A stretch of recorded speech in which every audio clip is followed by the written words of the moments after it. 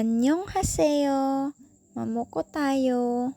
Nakikita nyo ba yan? Ang daming bunga pero hindi namin maabot. Ang taas kasi! Bago nga pala kami pumunta dyan ay nanggaling pa kaming kasalan doon sa Tabon. By the way, congratulations! At ito na nga, kunwari tumutulong ako maglagay ng niyog sa sako. Grabehan pa sa mga suot, ang init-init na nga. Hindi na kasi ako nakapagbihis pag uwi ng bahay, diretso na agad kami sa Katunggan. Alam niyo ba yung Katunggan? Maraming lamok doon, maraming tinik at maraming niknik.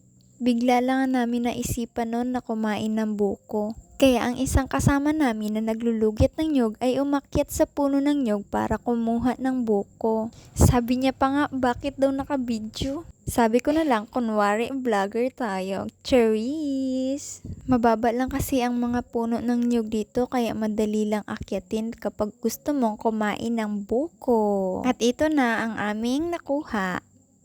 Ang sabi nga ng kapatid kong bida-bida ay siya daw ang magbubukas. Akala mo naman marunong. At dahil wala nga kaming kutsara, para-paraan na lang. Eto na. Nakatayo nga dyan sa kanyang gilid ang aming mother. Tinitingnan niya kung marunong nga. At dahil hindi nga marunong, sabi niya, ako na dyan, tumabi ka. At ayun nga ang dalawa naming kasama, busy sila. Habang ang others, masarap ang inom ng sabaw ng buko. Dala-dala ko na nga ang dalawang sobra kasi uuwi na lang namin ito. Hindi ko na nga alam ang sasabihin ko kasi nauubusan na ako ng kwento. Palakad-lakad na lang ako dyan. O, tingnan nyo. Akala mo naman may naitulong.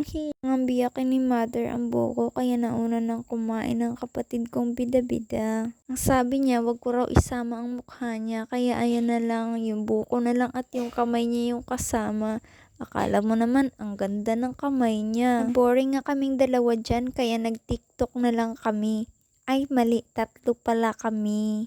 After nga niyan ay umuwi na kami. Ang ganda ng sikat ng araw. Yun lang, bye!